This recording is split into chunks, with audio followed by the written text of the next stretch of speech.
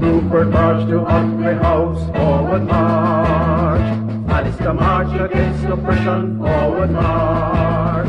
Now Grenadians of cultivation, end of misery and oppression. So we fill Grenada full with our song. Forward march, forward march, forward march against imperialism. Forward march, forward march. The minds behind this jewel, because we were supporting Whiteman in the election, and we thought that we would rally around him in that organization. So the minds around the jewel were, Showing Lazarus, Sebastian Thomas, myself, and some other rural folks in St. David's. We came together with the idea of an organization that would look at education, liberation. And so our program involved things like a library, forum and debates, an agricultural farm, and the newspaper. Those were the main, planks of our program. Forward march, forward march, forward march against imperialism. This monument behind me here at Latance in St. David's stands as a vivid reminder of the origins of the 1951 revolution. It was here at Latance Junction in St. David's that the 1951 general strike led by Sir Eric Gairy commenced. And just 2.5 miles away from here at Vincent's in St. David's, origins of the Grenada Revolution can be traced. Meet Teddy Victor, one of the progressive thinkers of the age of the 1970s. Teddy comes from an obviously agrarian-based community. Recognizing the need for there to be much more forward movement on issues relating to agriculture and rural development, it was decided that interested citizens from St. David's would form a social group, the Jewel Organization, which stood for Joint Endeavor for Welfare, Education and Liberation. We must revisit the period prior to the 1972 election and the 1972 election. Because when Gairy, after the Squandermania issue in 1962, was out in the cold since 67, when Gairy was returned to power in 67, we saw a different person. Because up to 1967, Gairy was still a pauper, if we might say so. Though he was around, he really had nothing. And part of the campaign of this 1967 election was to in fact call him that kind of a pauper. So when he won the election, I suppose he took the decision that that was not going to happen again. So by 1968, he not only started owning a lot of properties, but he also was trying to ensure that he could not be removed from power like James Lloyd and the GNP government had done in 1962 in the Squandermania issue. Coming out of the 1972 elections, and elections which witnessed Sir Eric Gairy capturing 14 of the 15 seats in the House of Representatives, it was decided that a different approach to politics must be adopted. That approach to politics was seen in the context of Jewel. Unison Whiteman, who contested the St. David's seat on an independence ticket, lost the elections to Cynthia Gairy, the wife of Sir Eric. It was, of course, an extremely difficult period for the progressives. Well, that election had very, very encouraging lessons for us. Right? We saw the failure of the political system. We saw the exploitation of the ignorance of the people. And we that were involved in that campaign in support of Whiteman in St. David's saw that there was a need for a different approach to politics. And so it was that experience in the 1972 election that led us to, in fact, conceive a political organization that would be different from what we knew from the existing conventional organizations. So immediately after the election and the defeat, we said that, weeks after, we said that we were coming together to chart a new course, to come up with some ideas to formulate some different approach to politics.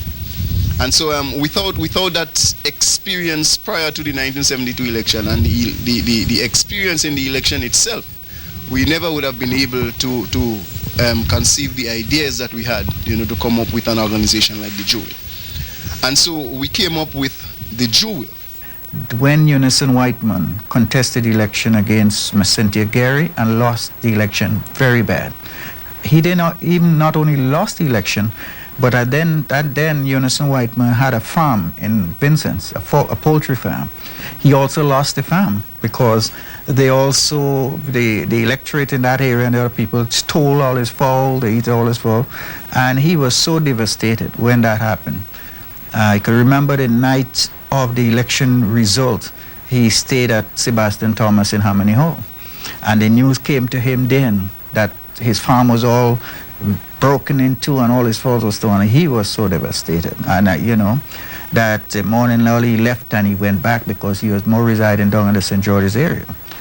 So as a result of that, we thought, well, listen, based on the election and how he had lost the election, we need to have some sort of organization, because we realized the public was not well educated and aware of what is really taking place in Grenada, because Gairy had the monopoly of the people and he had the way in really sort of getting into the minds of the people. Victor, along with Sherwin Lazarus, Sebastian Thomas, Unison Whiteman, Eric Pounder, Marvin Lett, Maudlin Gray, and Fitzroy Bain, formed the organization in March of 1972. This house, nestled in the quaint surroundings of Providence in St. David's, soon became the meeting place for members of the new organization. The support of Whitaker Jeremiah, owner of this house, cannot be underestimated.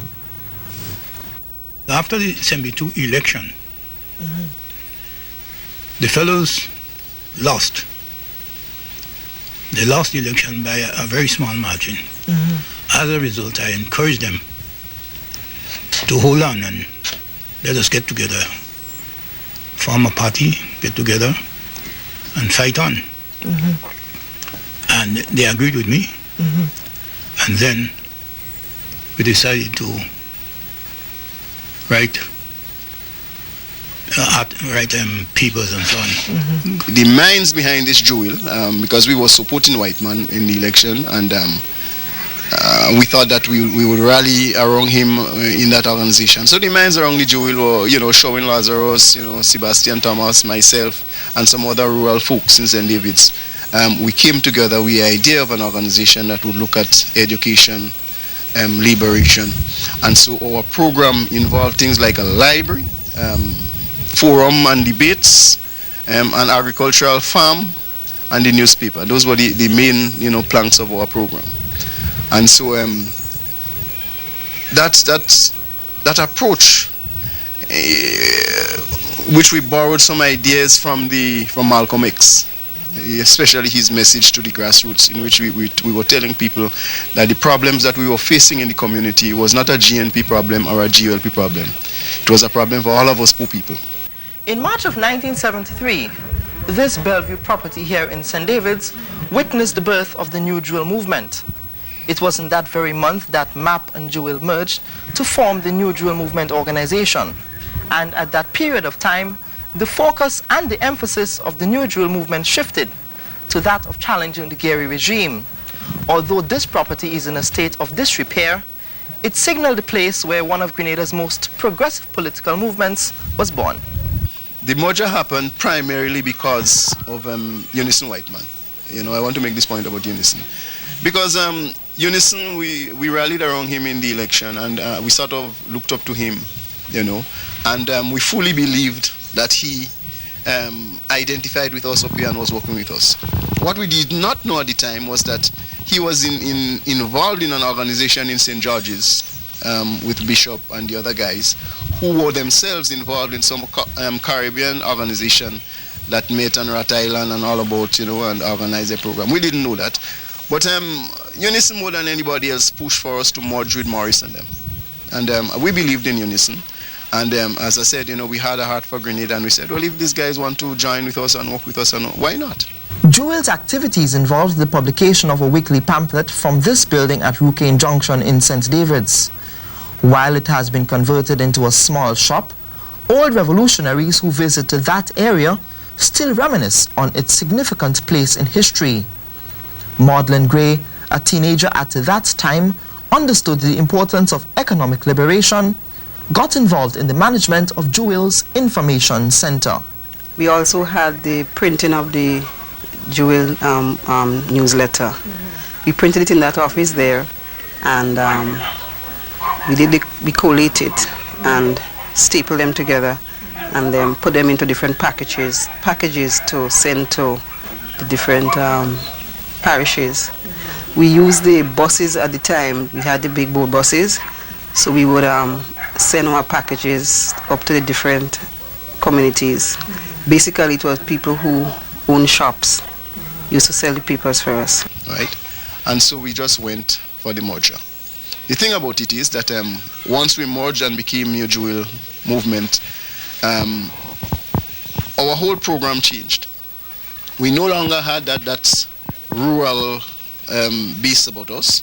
We no longer had that cooperative thrust, which was what our organization was. Let's join hands to build a better land. We moved to St. George's. We were no longer involved in agriculture. We no longer had a library. We no longer had those forums and things that we had. But the new thrust now was to overthrow the government, to seize power. Took place by Roy Gilliam's place up in Bellevue. That was attended by about 3 or 4 other organizations from Grenville, Tivoli. You had some, I think, from St. George's, some other groups. But the main groups were MAP and the Jewel. And they became the New Jewel movement. It was easy to understand that because Maurice and Whiteman was always together, you know, in meetings and like on deliberations and things like that. And so it was with Maurice. I think you had even St. David's people who were in the MAP thing. Whiteman was a member of the MAP group too, and things like that. So it was easy to merge that 2 fraction.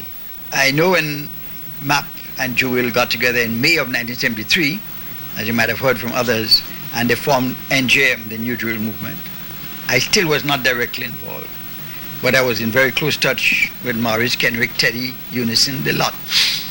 So my involvement really started from the 18th of November 1973, the day of the bloody beating of the 6 guys at Bowler's Junction in Grenville.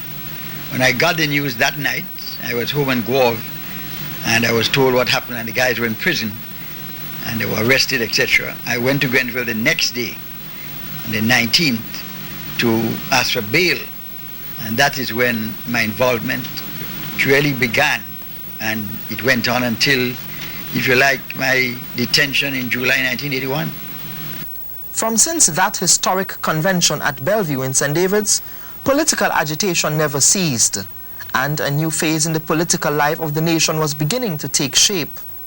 Was the formation of the NJM the beginning of the end of a revolutionary process? The last one really was one in which we didn't have the involvement of people in the countryside. It was just this little clique in town that secretly went and did their thing. Now the danger was that they exposed everybody in the country to an onslaught by Gairy if he had got things organized. And so we in the country, even if me, Tivoli, Herring, Sotes and so on, even if we were against to a coup and we couldn't see the justification for a coup then, we were forced to take part in order to make sure that we preserve our lives. Because if we didn't help consolidate it, and Gairy was able to organize a counter coup, all of us would have gone down. So we were forced into taking part in a coup that we really were not prepared to support.